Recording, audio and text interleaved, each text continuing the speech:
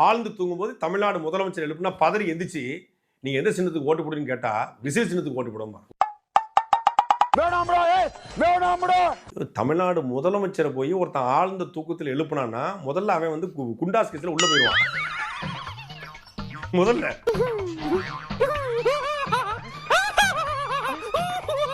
முதல்ல அவன் கேட்டுக்குள்ள நுழையும் போது அவனுக்கு குண்டாசு.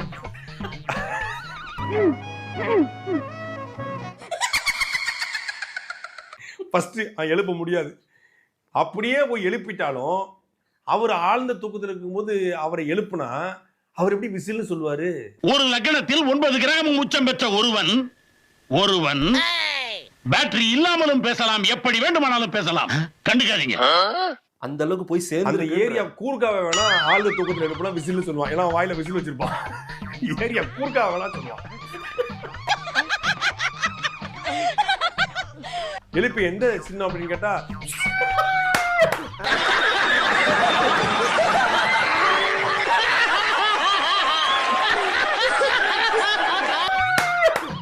எடுத்தாம அடிப்பான். ஏதாவது பஸ் கண்டக்டரை கூப்பிட்டு ஆழ்ந்த தூக்கத்துல கூப்பிட்டு எழுப்பினீங்கன்னா ஒரு பஸ் தான் நம்ம ஓடிக்கிட்டு இருக்க போல இருக்கு, பஸ்ல தூக்கிட்ட போல இருக்கு, ஸ்டாப் அப்படிங்க விசில் எடுத்து அடிப்பான்.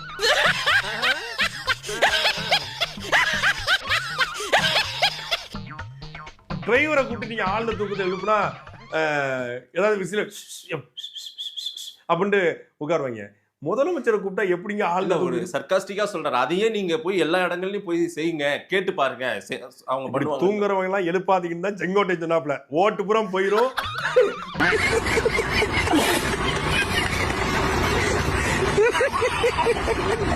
தூங்குறவனை எழுப்பாத ஓட்டு போயிரும். தூங்குற குறைவுகள், பெரியவர்கள், கர்ப்பிணி பெண்கள், சிறு குழந்தைகள் இவங்களெல்லாம் நீங்க எழுப்பாதீங்க, நம்ம ஓட்டு மொத்தமா போயிரும்னாப்ல. அது மாதிரி தூங்கிக்கிட்டு காதுல பூரா ஊதுனா இவன் ஏற்கனவே ஊதுவான். இவன் விஜய் சொல்ல ஸ்டாலின் எழுப்ப சொல்லிட்டாரு, இவன் பூரா கிளம்ப போறான்.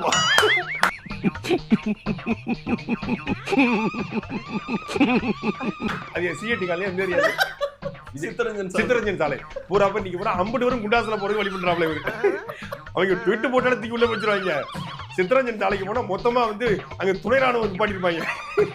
தூக்கி வாங்கடா உங்களை தான் நான் தேடிக்கிட்டு இருந்தோம்னு மொத்தமா தூக்கி உள்ள வைக்க போறாங்க.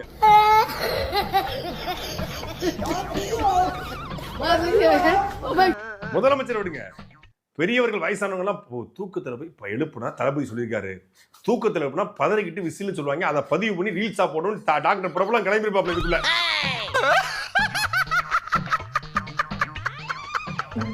டிகே பிரபு கிளம்பிருப்பாப்ல. அந்த நம்ம திருப்பத்தூர் தங்கச்சி ஒண்ணு இருக்கு தாவேக்கலை. அப்ப இவங்க என்ன பண்ணுவாங்கன்னா தூக்கத்துல போய் தளபதி எழுப்ப சொல்லிட்டாரு, தூக்கத்தில் எழுப்புனா உண்மையை சொல்லுவாங்களா அப்படின்னு சொல்லி தமிழ்நாடு முழுக்க நமக்கு ஓட்டு இருக்கு, ஓட்ட புறம் கன்ஃபார்ம் பண்ணணும். கருத்து கணிப்பு தப்பா இருக்கு, 2.5 கோடி வாக்காளர் வீட்டுக்கும் போங்கடா, தூங்குனா அத்தனை பேர் எழுப்புடா. 4 மணிக்கு போய் நிக்க போறாங்க. 50 பேரும் செயினர் போடக்குள்ள உள்ள போறாங்க. விஜய் என்ன ஆகணும்? நாங்க சிஎம் ஆக்குவோம்.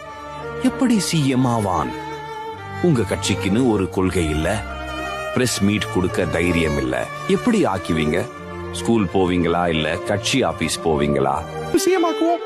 விஜய் அண்ணா, விஜய் நான் கேரியரின் உச்சம். 500 கோடி 700 கோடி மில்லியன் லைக்ஸ். சிஎம் ஆகணும். விஜய் அண்ணா சிஎம் ஆகணும்.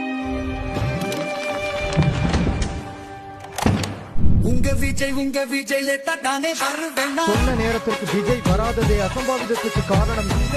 உங்க விஜய் தப்பிச்சுதான் ஓடுவேனா? உங்க விஜய் திப்பிரிகளின் தலைவனா? இன்று எங்கு பார்த்தாலும் விசில் சத்தம் தான்.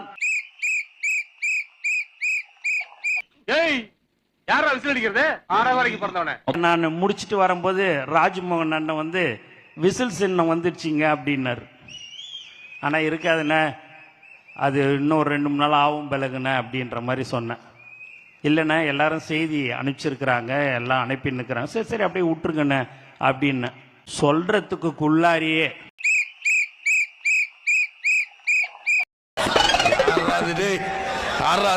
உள்ள வேண்டா கத்துறது. அறிவு கட்ட வேணாம். சொல்லிக்கிட்டே இருக்க கேட்க மாட்டா. இருக்கிறவங்கள சும்பையலா சொல்லிக்கிட்டே இருக்க கேட்கல. அவனுக்கு அறிவு இல்ல. தளபதி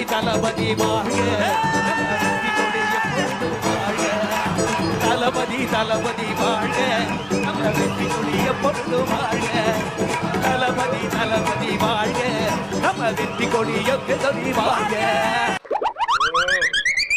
ராசா கூட்டு போ ராசா, அவனை போட்டுற கீட்டுற போறேங்கிற மாதிரி போய் கூட்டு போற.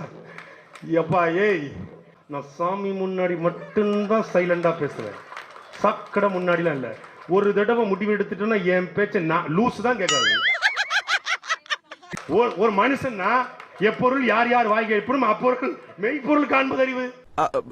திருக்குறளா அப்படின்னா?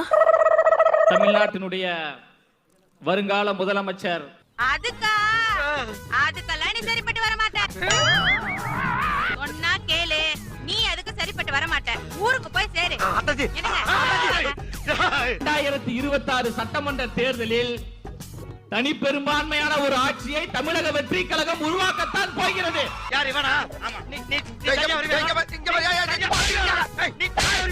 இந்த மேடையில் இருந்து நான் சொல்றேன், ஒவ்வொரு மேடையிலும் நான் சொல்றேன், எந்த பயனும் இல்ல. தலைவர் முதல் மாநாட்டிலையும் பேசினாரு, இரண்டாவது மாநாட்டிலையும் பேசினாரு. கட்சி ஆரம்பிக்கின்ற பொழுது ஒரு கருத்தை தெளிவாக சொல்லிக் கொண்டே இருக்கிறார். ஏன் எதுக்கு?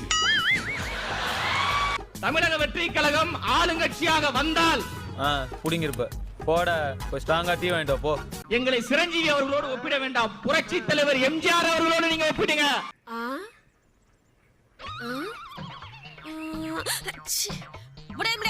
இன்னைக்கு திரு விஜய் உச்ச நட்சத்திரம், மாற்று கருத்து இல்ல. திடீர்னு ஒருத்தர் திரைத்துறைக்கு வந்து ஒரு 2 படம் நடிச்சுட்டு விஜய்க்கு எனக்கும் தான் போட்டி, நான் தான் இனி அடுத்து சூப்பர் ஸ்டார், நான் தான் இனி அடுத்து தளபதின்னு சொன்னா நீங்க ஏத்துப்பீங்களா? சாம்பார் ஆப் எனக்கு. நீ கேட்ட ஒவ்வொரு கேள்வி என்ன செருப்பால் அடிச்ச மாதிரி இருக்குடா. மாதிரி இல்ல, உண்மையிலே செருப்பால தான் அடிச்சது. அதாவது எல்லாவற்றையும் எங்க தலைவர் அவர்கள் நிரூபித்து விட்டுதான் அரசியலுக்கு வந்திருக்கிறாரு. நிரூபித்து விட்டுதான். செங்கோட்டையினுடைய சட்டப்பையில அம்மா படம் ஏன்னு கேட்டா, யார் எப்படி வந்தாலும் அப்படி ஏற்றுக்கொள்ளக்கூடிய தன்மானமிக்க தலைவர் எங்கள் தலைவர். நொட்டுவாங்க. அப்படியா? சரி, அதிமுக வந்ததுனால செங்கோட்டையன் படம், சட்டப்பையில ஜெயலலிதா படம், நாளைக்கு திமுக யாராவது வந்தா கருணாநிதி படத்தோட ஏத்துக்குவீங்களா?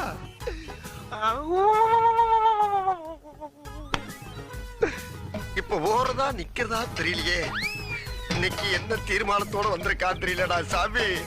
செங்கோட்டையன் கட்சியில சேர்ந்ததுனால அம்மா நினைவிடத்துல மரியாதை செலுத்திய மரியாதைக்குரிய அருண்ராஜும் ஆதவர்ஜுனாவும் புஷி ஆனந்தும் நாளைக்கு திமுக சேர்ந்தா கலைஞர் கருணாநிதி சமாதியில போய் கட்டடிப்பீல?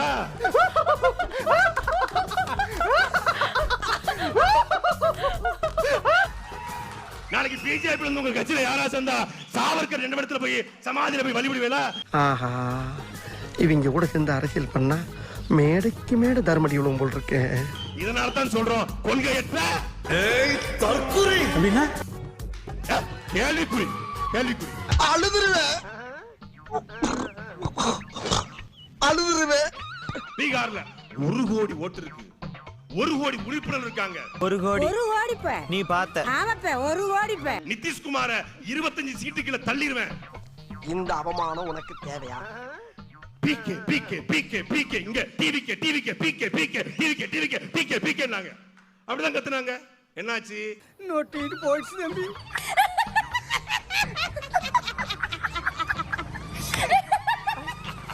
3.2 விழுக்காடு போட்டியிட்ட 243 தொகுதியிலும் டெபாசிட் காலி. How do I tell you? வீகம் வகுத்து கொடுத்த பிரசாந்த் குஸ்ஸிற்கு அந்த நிலைமைன்னா A4 சீட்ல படிக்கிற எங்க அண்ணனுக்கு என்ன நிலைமை ஆகும் கற்பனை கூட பண்ணி பார்க்க முடியல. நேத்து அந்த பக்காமாஸ் கட்சியினுடைய தேர்தல் மேலாண்மை பொதுச் செயலாளர் சொல்றாரு, நாங்க ஊழல் செய்யக்கூடாதுன்னு சொல்லல, யாரையும் கொல்லாம ஊழல் செய்யுங்க. ஊழல் பண்ணலாங்க, மக்களை சாவடிச்சு ஊழல் பண்ணக்கூடாதுங்க எங்களுடைய கோரிக்கை. மர்க்கா சொல்லு. ஊழல் பண்ணலாங்க, மக்களை சாவடிச்சு ஊழல் பண்ணக்கூடாதுங்க எங்களுடைய கோரிக்கை. மர்க்கா சொல்லு. ஊழல் பண்ணலாங்க, மக்களை சாவடிச்சு ஊழல் பண்ணக்கூடாதுங்க எங்களுடைய கோரிக்கை. சபாஸ் சபாஸ். ஏன்னா மூக்கு புடப்பா இருந்தா சில நேரத்துல இப்படி எல்லாம் யோசிக்க தோணும் கொஞ்சம். ஊழலை நார்மலை செய்யக்கூடிய தாவேக்கா திமுகவுடைய இன்னொரு பெர்சனா இல்லையா என்கிற கேள்வியை நான் இந்த மக்கள் மன்றத்தில் எழுப்புறேன். இது ஒரு நல்ல கேள்வி. பதில சொல்றா. முதல் மாநாட்டுல அண்ணாவும் எம்ஜிஆரும் இல்ல, இன்னைக்கு ஜெயலலிதா ஏறிட்டாங்க மேல.